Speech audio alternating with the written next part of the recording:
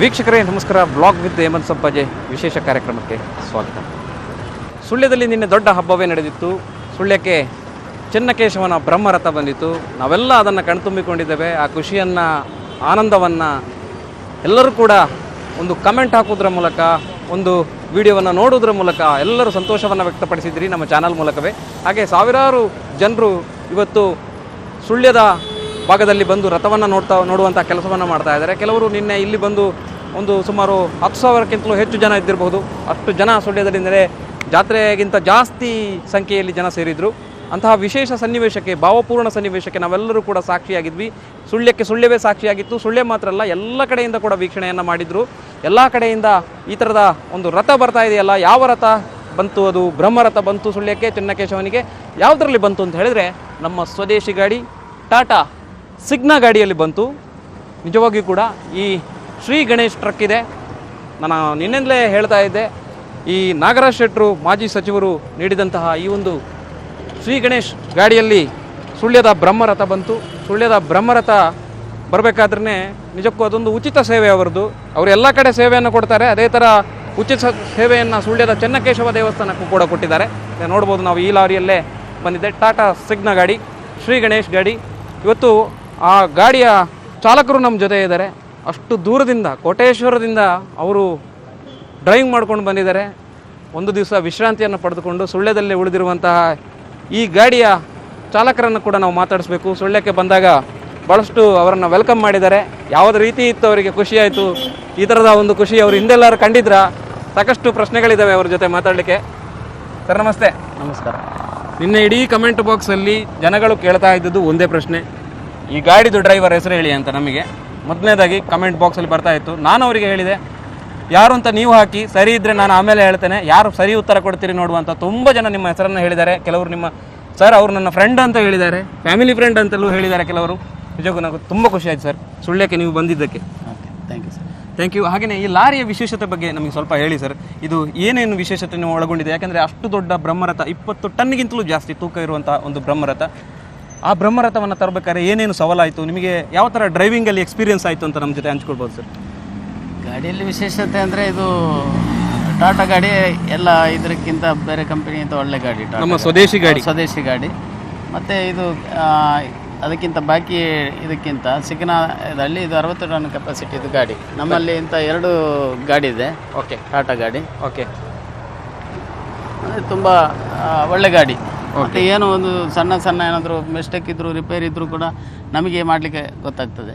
Okay, ದೇಸಿ ಗಾಡಿ ಆದ ಕಾರಣ. ಓಕೆ. ಮತ್ತು ಒಳ್ಳೆ ಡ್ರೈವಿಂಗ್ ಎಲ್ಲ ಖುಷಿ ಆಗುತ್ತೆ ಇದರಲ್ಲಿ. ರಥ ತರುವಾಗ ನಿಮಗೆ ಯಾವ ಥರ ಖುಷಿ ಆಯಿತು ಸರ್? ಅಂದರೆ ಅನಿಸಿಕೆ, ನಿಮ್ಮ ಒಂದು ಖುಷಿ ಯಾವ ಥರ ಇತ್ತು ಅಂತ? ನಮಗೆ ಲೋಡು ತರುವುದಕ್ಕಿಂತ ರಥ ತರುವುದು ತುಂಬ ಖುಷಿಯ ವಿಚಾರ. ಯಾಕಂತ ಹೇಳಿದರೆ ದೇವರನ್ನೇ ನಾವು ತಗೊಂಡು ಹೋಗ್ತೀವಿ ಅಂತ ಹೇಳಿ ಆ ಥರದ್ದೊಂದು ಫೀಲಿಂಗ್ ಇರ್ತದೆ. ಹಾಗಾಗಿ ತುಂಬ ಖುಷಿ ಆಗಿದೆ ನಮಗೆ. ಕೆಲವು ಕಡೆ ಈಗ ಸಡನ್ನೇ ಆಂಬುಲೆನ್ಸ್ಗಳು ಬರ್ತಾ ಇದೀವಿ, ನಾವು ನೋಡ್ತಾ ಇದೀವಿ 4-5 ಆಂಬುಲೆನ್ಸ್ಗಳು ಪಾಸ್ ಆದವು. ಗಾಡಿ ಪಥವನ್ನು ಬದಲಾಯಿಸಬೇಕು, ರಥ ಇದೆ ಹಿಂದ್ಗಡೆ, ಬೇರೆ ವೆಹಿಕಲ್ಸ್ಗಳು ಮುಂದೆ ಬರ್ತಾ ಇದ್ದಾವೆ. ನಿಮಗೆ ಯಾವ ಥರ ಇದಾಯಿತು ಅದನ್ನು ಕಟ್ ಮಾಡ್ಕೊಳ್ಳಿಕ್ಕೆ, ಸಡನ್ನೇ ತಗೊಳ್ಳಿಕ್ಕೆ ನಿಮಗೆ ಯಾವ ಥರದ ಇದಾಯಿತು ಸರ್? ಏನು ಕಷ್ಟ ಆಗ್ತಾ ಇತ್ತು? ಇಲ್ಲ, ಆ್ಯಂಬುಲೆನ್ಸ್ ಎಲ್ಲ ಬರುವಾಗ ನಾವು ಸೈಡ್ ಮಿರರಲ್ಲಿ ನೋಡ್ತಾ ಇರ್ತೀವಿ. ತುಂಬ ದೂರದಿಂದಲೇ ನಾವು ಸೈಡ್ ಕೊಡ್ತೀವಿ. ಆ್ಯಂಬುಲೆನ್ಸ್ ಒಂದು ಆರೋಗ್ಯದ ವಿಚಾರ ಮತ್ತು ಅವರ ಜೀವದ ಒಂದು ರಕ್ಷಣೆ ವಿಚಾರದ ಕಾರಣ ಬಾಕಿಯದ್ದೆಲ್ಲ ನಾವು ಅದಕ್ಕಿಂತ ಹೆಚ್ಚಿನ ಪ್ರಾಶಸ್ತ್ಯ ಅದಕ್ಕೆ ಕೊಡ್ತೀವಿ. ಹಾಗಾಗಿ ಆ್ಯಂಬುಲೆನ್ಸ್ಗೆ ಫಸ್ಟಿಗೆ ನಾವು ಸೈಡ್ ಕೊಟ್ಟು ಮತ್ತೆ ಮುಂದುವರಿಸ್ತೀವಿ. ನಿಜಕ್ಕೂ ನಿನ್ನೆ ಇವರನ್ನು ಅಪ್ರಿಷಿಯೇಟ್ ಮಾಡಬೇಕು. 4-5 ಆಂಬುಲೆನ್ಸ್ ಬರಬೇಕಾದ್ರೆ ಇವರು ಯಾವ ರೀತಿ ದಾರಿ ಮಾಡಿಕೊಟ್ರು ಅದಕ್ಕೆ ಅಂತ ಹೇಳಿದರೆ, ರಸ್ತೆ ಮಧ್ಯದಲ್ಲಿದ್ದಂಥ ಆ ಒಂದು ಟ್ರಕ್ಕನ್ನು ನಿಧಾನಕ್ಕೆ ಸೈಡಿಗೆ ತಂದು ತ್ಯಾಗ ಮಾಡಿಕೊಟ್ಟಿದ್ದಾರೆ. ಒಂದು ಜೀವನ ಉಳಿಸಲಿಕ್ಕೆ ಎಷ್ಟು ಅದು ಕೂಡ ಇಂಪಾರ್ಟೆಂಟ್ ಅನ್ನೋದು ಮೈಂಡಲ್ಲಿ ಇಟ್ಕೊಂಡು ಅವರು ಹೋಗಿದ್ದಾರೆ ದೇವರ ರಥದ ಜೊತೆಗೆ. ಸರ್, ಈ BS6 ಗಾಡಿ, ಟಾಟಾ ಗಾಡಿ, ಇದು ಎಷ್ಟನೇ ಮಾಡೆಲ್ ಸರ್? ಇದು ಯಾವಾಗ, ಇದು ಎಷ್ಟನೇ ರಥವನ್ನು ತೆಗೆದುಕೊಂಡು ಹೋಗ್ತಾ ಇದೆ ಅಂತ? ಇದು ಎಷ್ಟನೇ ರಥವನ್ನು ಇದುವರೆಗೆ ತಗೊಂಡು ಹೋಗಿದೆ? ಎಷ್ಟು ರಥಗಳು? ಅಂದರೆ ನಾವು ಬನವಾಸಿ ಅಂತ ಒಂದು ಉಮಾ ಮಧುಕೇಶ್ವರ ದೇವಸ್ಥಾನ ಇದೆ, ಅದು ತುಂಬ ದೊಡ್ಡ ರಥ. ಅದು ಓಕೆ, ಅದು 60 ಟನ್ನು ಏನು ಕೆಪಾಸಿಟಿ ಇದು ತೂಕ ಇರುವಂಥ ಗಾಡಿ ರಥ. ಅದಕ್ಕೋಸ್ಕರವಾಗಿ ಇದು ಹಾರ್ಬರ್ ಒಳಗಡೆ ರನ್ ಆಗ್ತಾ ಇತ್ತು. ಅದನ್ನು ಹೊರಗಡೆ ತೆಗೆದು ಸಾಹುಕಾರ ಹೇಳಿದರು ಇದನ್ನು ತಗೊಂಡು ಹೋಗು ಅಂತ ಹೇಳಿದರು. ಓಕೆ. ಇದು ನಾಗರಾಜ್ ಶೆಟ್ಟರು? ಹೌದು, ನಾಗರಾಜ್ ಶೆಟ್ಟರು ಅವರಂತ ಯಾರೂ ಇಲ್ಲ ದೇವರ ಭಕ್ತ. ನೋಡಿದರೆ ಇಡೀ ನಮ್ಮ ದೇಶದಲ್ಲಿ ಎಷ್ಟೋ ಗಾಡಿ ಇರ್ಬೋದು, ಎಷ್ಟೋ ಹಣ ಇರೋರು ಇರ್ಬೋದು, ಆದರೆ ಅವರು ದೇವಸ್ಥಾನದ ವಿಚಾರದಲ್ಲಿ, ದೇವರ ವಿಚಾರದಲ್ಲಿ ಅವರಷ್ಟು ಮುಕ್ತವಾದಂಥ ಒಂದು ಇದು ಮನಸ್ಸು ಯಾರಿಗಿರಲಿಕ್ಕಿಲ್ಲ. ದೇವರ ಹೆಸರು ಹೇಳಿದರೆ ದೇವರಿಗೆ ಒಂದು ಇಂಥ ಕೊಡಿಮರ ಅಥವಾ ರಥ ತೊಗೊಂಡೋಗ್ಲಿಕ್ಕೆ ಇದೆ ಅಂತ ಹೇಳಿದರೆ ಅವರು ಖಾಲಿ ಒಂದು ಫೋನ್ ಮಾಡಿ ಹೇಳಿದರೆ ಸಾಕು, ಅವರು ಇಮಿಡಿಯೇಟಾಗಿ ಗಾಡಿ ತೊಗೊಂಡೋಗ್ಲಿಕ್ಕೆ ಕೊಡ್ತಾರೆ. ಅಂತ ಇದು ವ್ಯಕ್ತಿ ಬೇರೆ ಯಾರು ಇಲ್ಲ. ದೇವಸ್ಥಾನಕ್ಕೆ ಇಷ್ಟೊಂದು ಸೇವೆ ಮಾಡುವಂಥವ್ರು, ದೇವಸ್ಥಾನಕ್ಕೆ ರಥಕ್ಕೆ ಗಾಡಿ ಕೊಡುವುದು, ಕೊಡಿಮರಕ್ಕೆ ಇರ್ಬೋದು. ಮತ್ತು ಬಂಟರ ಸಂಘದ ಗಣಪತಿ ದೇವರದ್ದು ಶೋಭಾಯಾತ್ರೆಗೆ ಸಹ ಪ್ರತಿ ವರ್ಷ ಸಹ ಅವರೇ ಗಾಡಿ ಕೊಡೋದು, ನಾವು ಚಾಲಕರಾಗಿ ಹೋಗ್ತೀವಿ. ಓಕೆ, ನಾಗರಾಜ್ ಶೆಟ್ಟರ ಹೃದಯ ವೈಶಾಲ್ಯತೆ ಬಗ್ಗೆ ಚಾಲಕರು ಹೇಳ್ತಾ ಇದ್ದಾರೆ, ಯುವಕರವರು. ಅವರು ಎಷ್ಟು ಒಳ್ಳೆಯ ಮನಸ್ಸಿನವರು, ಒಂದು ಧಾರ್ಮಿಕ ಕ್ಷೇತ್ರಕ್ಕೆ ಅವ್ರು ಕೊಡ್ತಿರುವ ಕೊಡುಗೆಗಳ ಬಗ್ಗೆ ಹೇಳಿದ್ರಿ. ಹಾಗೆ ಸರ್, ಈ ಲಾರಿಯ ಎಷ್ಟು ವೀಲನ್ನು ಹೊಂದಿದೆ ಈ ಲಾರಿ? ಇದರಲ್ಲಿ 18 ವೀಲ್ ಹೊಂದಿದೆ. 18 ವೀಲ್? ಹೌದು. ಓಕೆ, ಇಲ್ಲಿ ಆಕ್ಸಿಲ್ ಬರುತ್ತೆ 2. ಆಕ್ಸಿಲ್? ಹೌದು. ಇದರಲ್ಲಿ ಗಾಡಿ ಇದಾಗಬೇಕಿದ್ರೆ, ರನ್ ಆಗಬೇಕಿದ್ರೆ ಇದಕ್ಕೆ ಕನೆಕ್ಷನ್, ಕ್ರೌನ್ ಎಲ್ಲ ಇದರಲ್ಲಿರೋದು. ಅದಕ್ಕೆ ಕನೆಕ್ಷನ್ ಇಲ್ಲ, ಇದನ್ನು ಅದು ಹೇಳ್ಕೊಂಡು ಹೋಗ್ತದೆ. ಓ, ಇಲ್ಲಿಂದ ಅದು ಹೇಳ್ಕೊಂಡು ಹೋಗುವಂತ? ಹೌದು. Okay,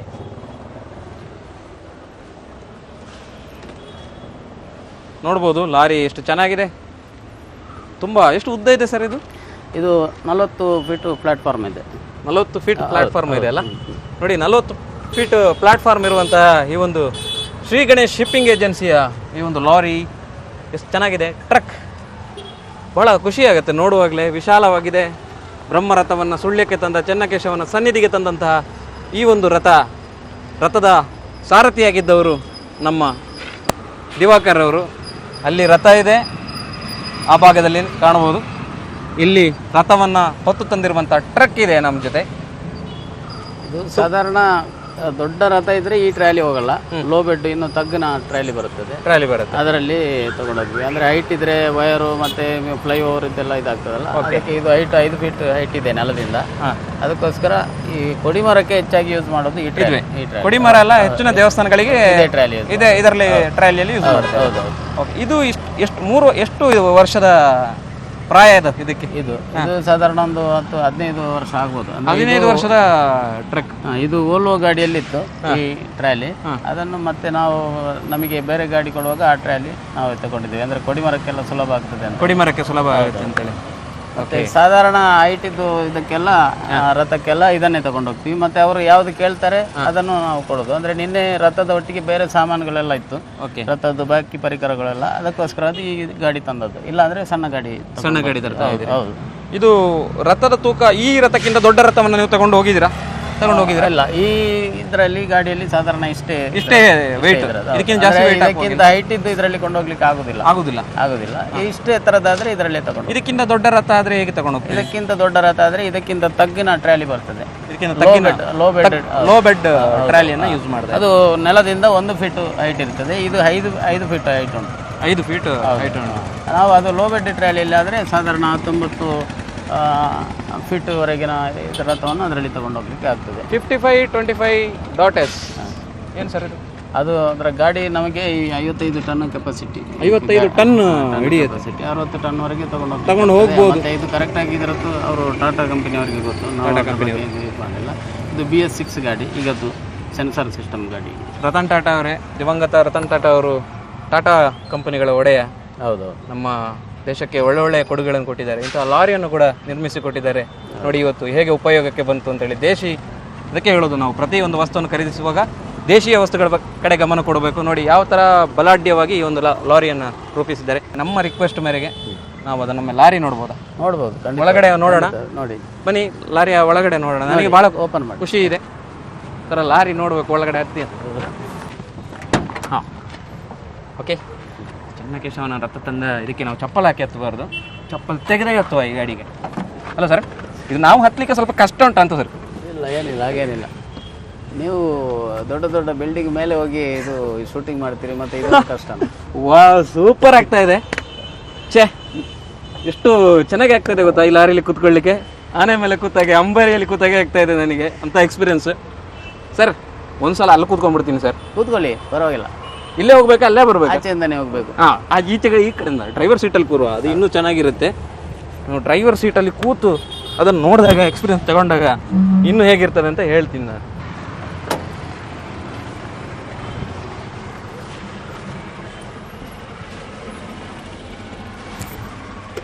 wow, super. ನೀವು ಬರ್ತೀರಾ?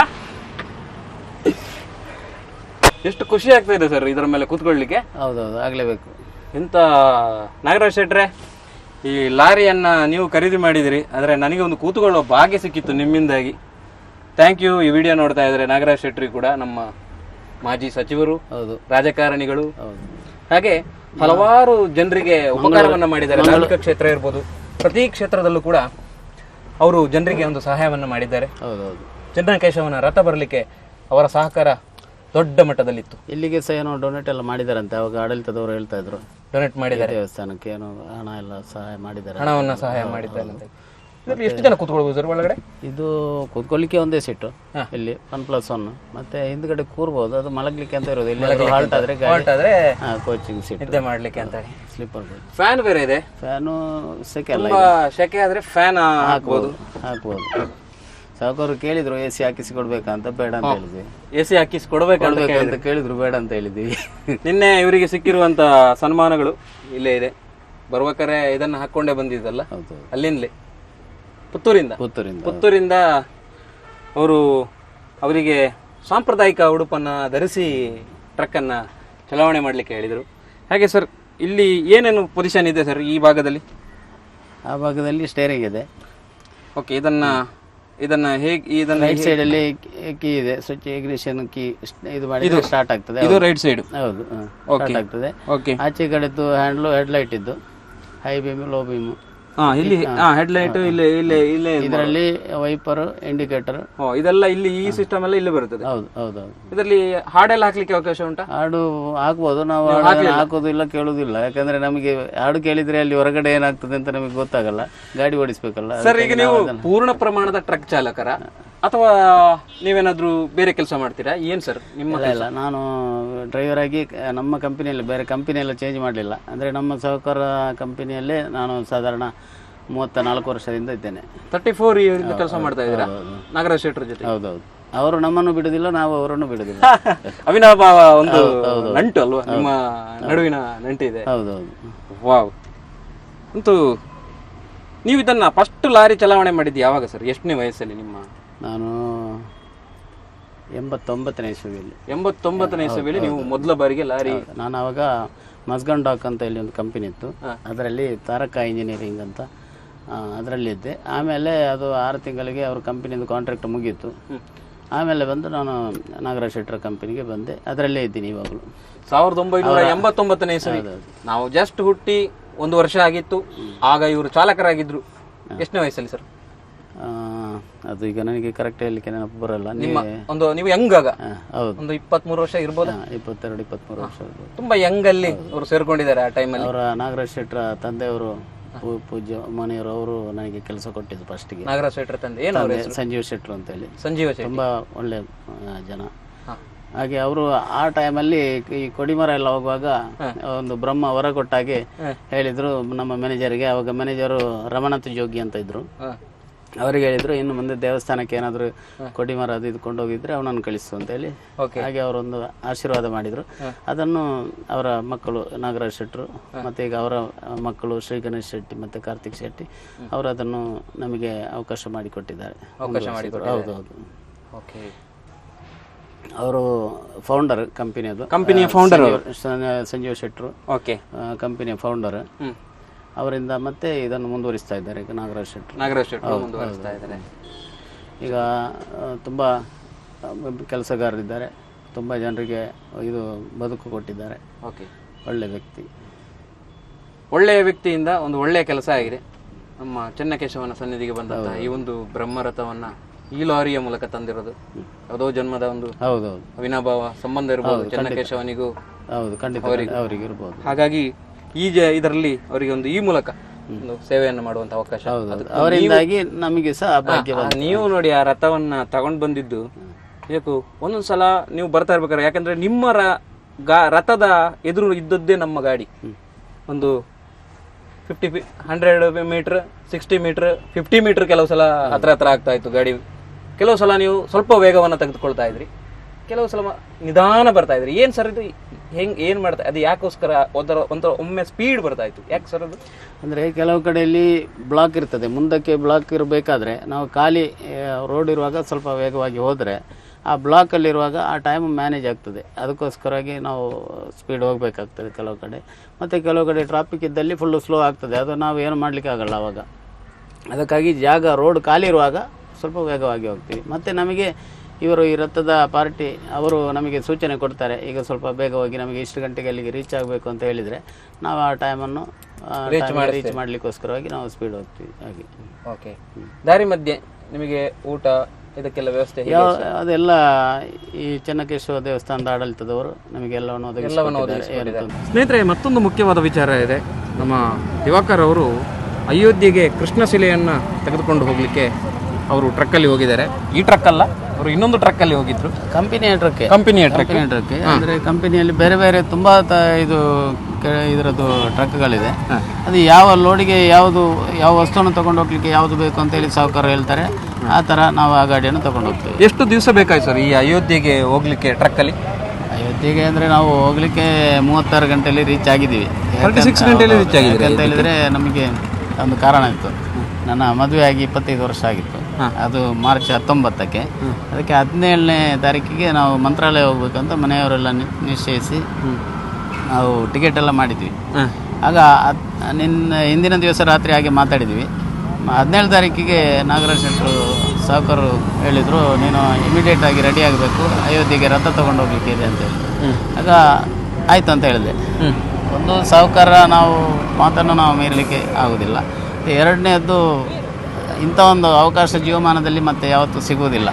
ಮದುವೆಯ ವರ್ಷ ಆದರೂ ಕೂಡ ಅದಕ್ಕಿಂತ ಇಂಪಾರ್ಟೆಂಟ್ ಇದು ಅಂತೇಳಿ ನಾನು ಇದನ್ನು ಆಯ್ಕೆ ಮಾಡಿ, ಹಾಗೆ ಆ ದಿನ ಮಾರ್ಚ್ 19ಗೆ ಆ ನೆಲಕ್ಕೆ ನಾವು ಕಾಲಿಡಬೇಕು ಅಂತೇಳಿ ಟಾರ್ಗೆಟ್ ಮಾಡಿ ನಾವು ಹೋಗಿದ್ವಿ.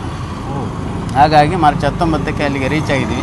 ಬರಬೇಕಾದ್ರೆ ಮಾತ್ರ 2.5 ದಿನ ತಗೊಂಡಿದ್ದೀವಿ. 2.5 ದಿನ ತಗೊಂಡಿದ್ದೀವಿ ಬರುವಾಗ. ಎಷ್ಟು ದಾರಿ ಮಧ್ಯೆ ವಿಶ್ರಾಂತಿಗಳನ್ನು ತಗೊಂಡ್ರೆ ಎಲ್ಲಾದರೂ? ಇಲ್ಲ, ಎಲ್ಲಿ ಸಹ ನಿಲ್ಲಿಸಲಿಲ್ಲ, ವಿಶ್ರಾಂತಿಯನ್ನು ಮಾಡದೇನೆ ಸಿದ್ಧ. ಅಂದರೆ ನನಗೆ ಮಾರ್ಚ್ 19ಕ್ಕೆ ಅಲ್ಲಿಗೆ ಮುಟ್ಟಲೇಬೇಕು ಒಂದು ಇದಿತ್ತು. ಕೃಷ್ಣಶಿಲೆ. ಹೌದು, ಕೃಷ್ಣಶಿಲೆ. ಮತ್ತು ನಾಗರಾಜ್ ಶೆಟ್ಟರು ಕೂಡ ಅಲ್ಲಿಗೆ ಬಂದಿದ್ದಾರೆ ಅಯೋಧ್ಯೆಗೆ. ಅವರು ಫ್ಲೈಟಲ್ಲಿ ಬಂದು ನಮ್ಮನ್ನು ಭೇಟಿಯಾಗಿ ಮತ್ತು ನಮ್ಮನ್ನೆಲ್ಲ ಅಲ್ಲೆಲ್ಲ ಸುತ್ತಾಡಿಸಿದರು. ಅಯೋಧ್ಯೆಯ ಎಲ್ಲ ಜಾಗಗಳನ್ನೆಲ್ಲ ತೋರಿಸಿದರು. ತುಂಬ ಖುಷಿಯಾಗಿ ಅವರು ಸಾಹುಕಾರರು ನಾವು ಒಟ್ಟಿಗೆ ಅಲ್ಲಿ ಒಂದು ದಿವಸ ಇದ್ವಿ. ಹಾಗೆಯೇ ಈಗ ರಥ ಅಂದರೆ ನೆಕ್ಸ್ಟ್ ಬ್ರಹ್ಮರಥ ಕೊಡ್ತೀರಾ? ಅಯೋಧ್ಯೆಗೆ ಕೊಡುವಂಥ ಏನಾದರೂ ತಗೊಂಡೋಗುವಂಥ ಏನಾದರೂ ಯೋಚನೆ ಇದೆಯಾ? ಶಿಲ್ಪಿ ಅವರು ನಮ್ಮ ಸಾಹುಕಾರರು ಸಹ ಹೇಳ್ತಾ ಇದ್ರು, ಅಯೋಧ್ಯೆಗೆ ಬ್ರಹ್ಮರಥ ಹೋಗ್ಲಿಕ್ಕಿದೆ, ಕೋಟೇಶ್ವರದಲ್ಲಿ ರೆಡಿ ಆಗ್ತದೆ ಅಂತ ಹೇಳಿ. ಆವಾಗ ರಥ ತಗೊಂಡು ಹೋಗ್ಲಿಕ್ಕಿದೆ ಅಂತ ಸಾಹುಕಾರರು ಹೇಳಿದ್ದಾರೆ. ಅದು ಇನ್ನೂ ಸಹ ರಥ ರೆಡಿ ಆಗಿರಲಿಕ್ಕಿಲ್ಲ. ಹೆಚ್ಚಿನ ವರ್ಷ ಕೆಲಸ ನಡೀತಾ ಇದೆ. ಹೌದು, ಇದ್ರೆ ದೇವರ ದಯ ಇದ್ದರೆ, ಆರೋಗ್ಯ ಎಲ್ಲ ಇದಿದ್ರೆ ಹೋಗುವಂಥ ಅವಕಾಶ ಭಾಗ್ಯ ನಿಮಗೆ ಒದಗಿ ಬರ್ಬೋದು ಅಂತ ಹೇಳುವಂಥ ಖುಷಿ ಇದೆ. ಹಾಗೆ ಸರ್, ಈಗ ಎಷ್ಟೋ ಕಡೆ ನೀವು ರಥಗಳನ್ನು ತೆಗೆದುಕೊಂಡು ಹೋದಾಗ ಸ್ವಾಗತ ಕೊಡೋದನ್ನು ನೋಡಿದ್ದೀರಿ. ಹೇಗೆ ಖುಷಿ ಆಯಿತು? ಸುಳ್ಯದ ಸ್ವಾಗತ ಯಾವ ಥರ ಇತ್ತು? ಸುಳ್ಯ ಜನ ಕೊಟ್ಟ ಸ್ವಾಗತ ಯಾವ ರೀತಿ ನಿಮಗೆ? ತುಂಬ ಚೆನ್ನಾಗಿತ್ತು ಸುಳ್ಯದ್ದು. ಮತ್ತು ಜನಗಳು ಸಹ ನಮಗೆ ಇಷ್ಟ ಆಯಿತು. ಮತ್ತು ಒಂದು ಸ್ವಾಗತ ಮತ್ತು ಇಲ್ಲಿಯ ಈ ಕಾರ್ಯಕ್ರಮ ಎಲ್ಲ ನಮಗೆ ತುಂಬ ಖುಷಿ ಕೊಟ್ಟಿದೆ. ತುಂಬ ಖುಷಿಯನ್ನು ಕೊಟ್ಟಿದೆ. ಈಗ ರಾಜಗೋಪಾಲಾಚಾರ್ಯ ಅವರ ಈ ಒಂದು ರಥವನ್ನು ತಯಾರು ಮಾಡಿದ್ದಾರೆ. ನೀವು ಅವರು ಮಾಡಿದ ರಥವನ್ನು, ಅವರ ತಂಡ ಮಾಡಿದಂತಹ ರಥವನ್ನು ಈ ಟ್ರಕ್ಕಲ್ಲಿ ತಗೊಂಡು ಬಂದ್ರಿ. ನಿಮಗೇನಾದರೂ ರಾಜಗೋಪಾಲಾಚಾರ್ಯ ಅವರ ಬಗ್ಗೆ ಹಿಂದೆ ಗೊತ್ತಿತ್ತಾ? ಯಾವ ಥರ ಅವರು ಈ ಒಂದು ಶಿಲ್ಪ ಇದರಲ್ಲಿ ಜನಪ್ರಿಯತೆಯನ್ನು ಪಡೆದಿದ್ದಾರೆ ಅಂತ? ನನಗೆ ಅವರ ಬಗ್ಗೆ ಕೇಳಿ ತಿಳ್ಕೊಂಡದಿತ್ತು ಮೊದಲು. ಆದರೆ ನಾನು ಬೇರೆ ಕೆಲವು ಕಡೆಯಲ್ಲಿ ಸಹ ರಥ ಮಾಡೋದು ತಗೊಂಡೋಗಿದ್ದೇನೆ. ಆದರೆ ಇಲ್ಲಿಯಷ್ಟು ಒಂದು ನಾಜೂಕು ಕೆಲಸ ಮತ್ತು ಈಗ ಇಷ್ಟು ದೊಡ್ಡ ಮಟ್ಟಿನಲ್ಲಿ ಎಲ್ಲಿ ಸಹ ಆಗ್ತಾಯಿಲ್ಲ. ಇಲ್ಲಿ ಈ ಫ್ಯಾಕ್ಟ್ರಿಯಲ್ಲಿ ಆಗುವಂಥ ಕೆಲವು ಕಡೆಯಲ್ಲಿ ಆದರೂ ಸಹ 1-2 ವರ್ಷಕ್ಕೆ ಒಂದು ರಥ ಏನಾದರೂ ಹಾಗೆ ಮಾಡ್ತಾರೆ. ಆದರೆ ಇಲ್ಲಿ ತಿಂಗಳಿಗೆ 10,000 ರಥ ಮಾಡ್ಬೋದು. ಮತ್ತು ಅಂಥ ಒಂದು ಕೈ ಚಳಕ. ಮತ್ತು ಅವರ ಅಪ್ಪಯ್ಯನವರು ಲಕ್ಷ್ಮೀನಾರಾಯಣಾಚಾರ್ಯರು ಅವರು ಕೂಡ ಇದ್ದು ಅಲ್ಲಿ ನಿರ್ದೇಶನ ಕೊಟ್ಟು ಕೆಲಸ ಮಾಡ್ತಾರೆ. ಮತ್ತು ಎಲ್ಲ ಒಂದು ಸಣ್ಣ ವಿಷಯಕ್ಕೂ ಕೂಡ ಒಳ್ಳೆಯ ಸ್ಪಂದಿಸ್ತಾರೆ. ಈಗ ನಾವು ಅಲ್ಲಿಗೆ ಹೋದರೂ ಕೂಡ ನಮಗೆ ಸಹ ಒಳ್ಳೆಯ ಒಂದು ರೆಸ್ಪೆಕ್ಟ್ ಉಂಟು. ಮತ್ತು ಅವರ ರಥ ತಗೊಂಡು ಹೋಗೋದು ಅಂತ ಹೇಳಿದರೆ ನಮಗೆ ಒಂದು ಹೆಮ್ಮೆಯ ವಿಚಾರ, ಖುಷಿಯ ವಿಚಾರ. ಹೌದೌದು. ಮತ್ತು ಅವರು ನಮಗೆ ಇಂಥ ಒಂದು ಭಾಗ್ಯ ಸಿಕ್ಕಿದ್ದು, ಅಂಥ ಒಂದು ಇವರು ಕಲೆ ಗೊತ್ತಿದ್ದವರು ಇದ್ದ ಕಾರಣ ನಮಗೆ ಸಹ ಅದೊಂದು ಭಾಗ್ಯ ಸಿಕ್ಕಿದ್ದು. ಅದೇ ನಾನು ಹೇಳೋದು, ದೇವರ ಮುಡಿಗೆ ಹೂವು ಹೋಗುವಾಗ ದಾರ ಒಟ್ಟಿಗೆ ಹೋದಾಗೆ ನಾವು ಅದರಲ್ಲಿ ಒಂದು ಪಾಲ್ಗೊಳ್ಳಿಕ್ಕೆ ಅವಕಾಶ ಆಗಿದೆ. ಮತ್ತು ಅವರು ಲಕ್ಷ್ಮೀನಾರಾಯಣಾಚಾರ್ಯರು ಸಹ ಒಳ್ಳೆಯ ವ್ಯಕ್ತಿ, ಅವರದ್ದು ಸಹ ನಾವು ಆಶೀರ್ವಾದ ಯಾವಾಗಲೂ ನಾವು ಕೇಳ್ತಾ ಇರ್ತೇವೆ. ಮತ್ತು ರಾಜಗೋಪಾಲನ್ನ ತುಂಬ ಒಳ್ಳೆಯ ವ್ಯಕ್ತಿ, ನಮಗೆ ಅವರ ಬಗ್ಗೆ ತುಂಬ ಗೌರವ ಇದೆ. ಒಳ್ಳೆಯ ಕೆಲಸ. ಗಣೇಶಾಚಾರ್ಯ ಅವರ ಬಗ್ಗೆ ನನಗೆ ಅಷ್ಟೊಂದು ಗೊತ್ತಿಲ್ಲ, ಆದರೆ ಅವರು ಸಹ ಒಳ್ಳೆಯದು, ಅವರು ಡಿಸೈನ್ ಎಲ್ಲ ಏನು ಮಾಡ್ತಾರೆ ಅಂತ. ಆದರೆ ನನಗೆ ನೇರವಾಗಿ ರಾಜಗೋಪಾಲನ್ನ ಕನೆಕ್ಟ್ ಆಗೋದು. ಅಂದರೆ ನಾವು ಯಾವುದೇ ವಿಚಾರಕ್ಕೂ ಆಗ ಒಂದು ವಾರಕ್ಕೆ ಒಂದು ಸಲ ಆದರೂ ಫೋನೆಲ್ಲ ಮಾತಾಡ್ತಾ ಇರ್ತಾರೆ. ಒಳ್ಳೆ ನಮಗೆ ಒಂದು ಅಣ್ಣ ತಮ್ಮಂದಿರ ಸಂಬಂಧ ಇದೆ. ಹಾಗೆ ಅವರ ಅಪ್ಪಯ್ಯನವರಿಗೆ ಲಕ್ಷ್ಮೀನಾರಾಯಣಾಚಾರ್ಯರ ಬಗ್ಗೆ ನನಗೆ ತುಂಬ ಗೌರವ ಇದೆ. ಅವರಿಂದಾಗಿ ಇವರ ಈ ಉದ್ಯಮ ಬೆಳೀತಾ ಇದೆ. ಅವರಿಗೂ ಸಹ ದೇವರು ಒಳ್ಳೆಯ ಆರೋಗ್ಯ ಕೊಡಬೇಕು ಅಂತ ನಾನು ಕೇಳ್ಕೊಳ್ಳೋದು. ಹೌದು. ಮತ್ತು ನಾವು ಇಲ್ಲಿಗೆ ರಥ ತರುವಂಥ ಭಾಗ್ಯ ಕುರಂಜಿ ವೆಂಕಟರಮಣ ಗೌಡ್ರ ಸುಪುತ್ರ ಚಿದಾನಂದ ಗೌಡರು ಮತ್ತು ಅವರ ಅವರಿಗೆ ಕೂಡ ನಾನು ಋಣಿಯಾಗಿರುತ್ತೇನೆ. ಈಗ ನಿಮಗೆ ಎಷ್ಟೋ ಸಲ ಈಗ ನಿಮ್ಮ ಕುಟುಂಬದ ಬಗ್ಗೆ, ನೀವು ಈಗ ಲಾರಿಯಲ್ಲೆಲ್ಲ ಹೋಗ್ಬೇಕಾದ್ರೆ ನಿಮ್ಮ ಕುಟುಂಬ ಸುಮಾರು ಸಮಯ ನೀವು ಮನೆ ಬಿಟ್ಟು ಹೋಗುವಂತ ಪರಿಸ್ಥಿತಿ ಕೂಡ ಬರ್ಬೋದು.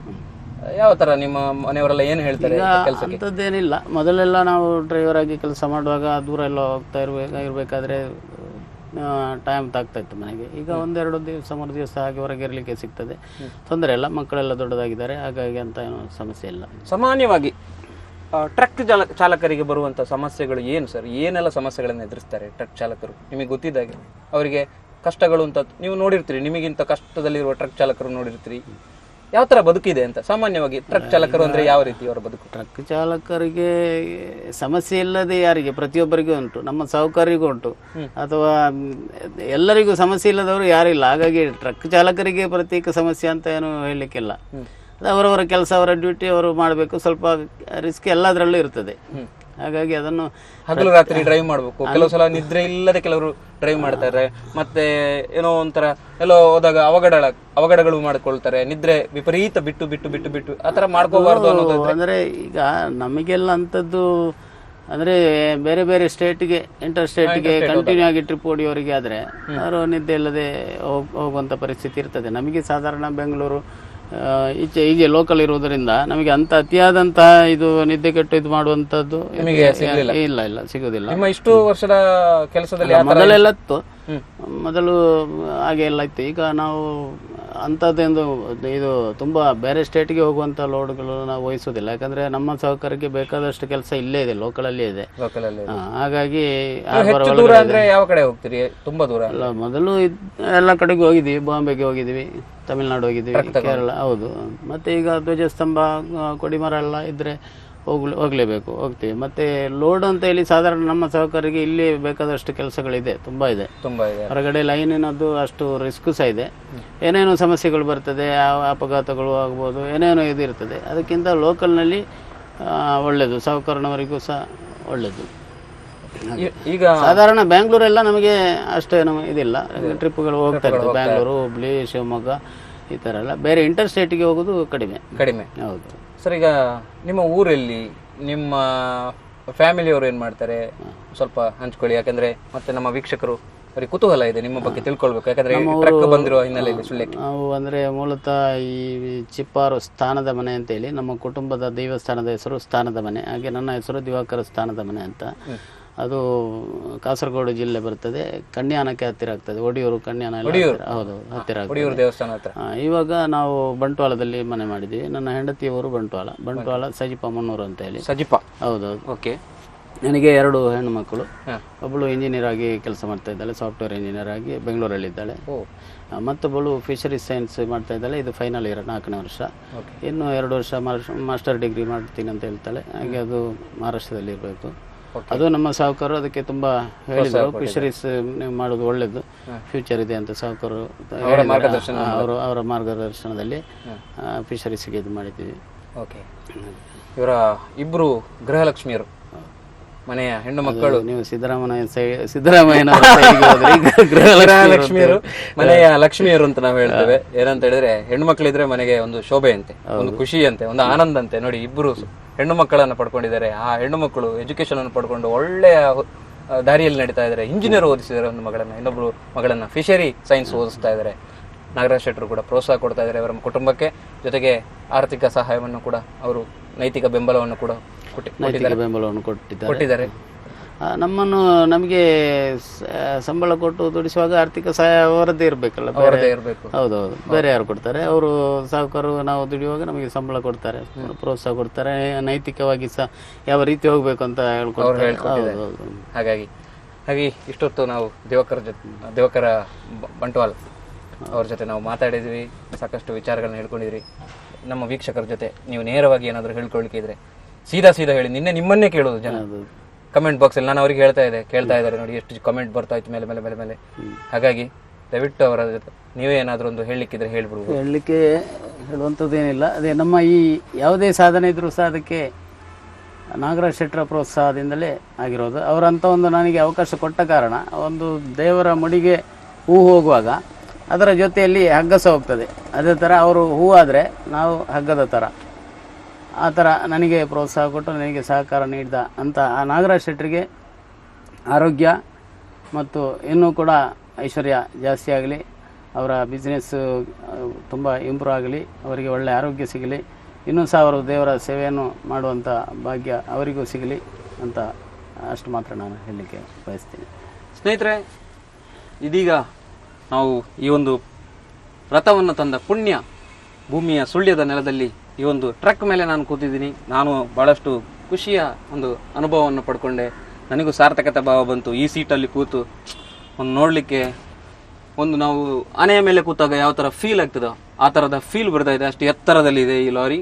ನಿಜಕ್ಕೂ ಕೂಡ ಇದನ್ನು ಚಲಾಯಿಸಿಕೊಂಡು ಇಲ್ಲಿ ತನಕ ಬಂದು ನಮ್ಮ ಸುಳ್ಯದಾಗ ಬಂದು ಈ ಚೆನ್ನಕೇಶವನ ಸೇವೆಯನ್ನು ಮಾಡಿದಂಥ ಪ್ರತಿಯೊಬ್ಬರಿಗೂ, ಅದರಲ್ಲೂ ದಿವಾಕರ್ ಅವರಿಗೂ ಹಾಗೆ ನಾಗರಾಜ್ ಶೆಟ್ಟರಿಗೂ ಪ್ರತಿಯೊಬ್ಬರಿಗೂ ಕೂಡ ನಾನು ಧನ್ಯವಾದಗಳನ್ನು ಸಲ್ಲಿಸ್ತೇನೆ, ಇಡೀ ಸುಳ್ಯ ತಾಲೂಕಿನ ಜನತೆಯ ಪರವಾಗಿ. ಹಾಗೆ ಮತ್ತಷ್ಟು ವ್ಲಾಗ್ಗಳನ್ನು ನ್ಯೂಸ್ ನಾಟ್ ಔಟಲ್ಲಿ ನೋಡ್ತಾ ಇರಿ. ಹಾಗೆ ನಮ್ಮನ್ನು ಬೆಂಬಲಿಸಿ ಅಂತ ಹೇಳ್ತಾ ಈ ಕಾರ್ಯಕ್ರಮ ಮುಗಿಸ್ತೀನಿ. ನಮಸ್ಕಾರ, ಧನ್ಯವಾದಗಳು.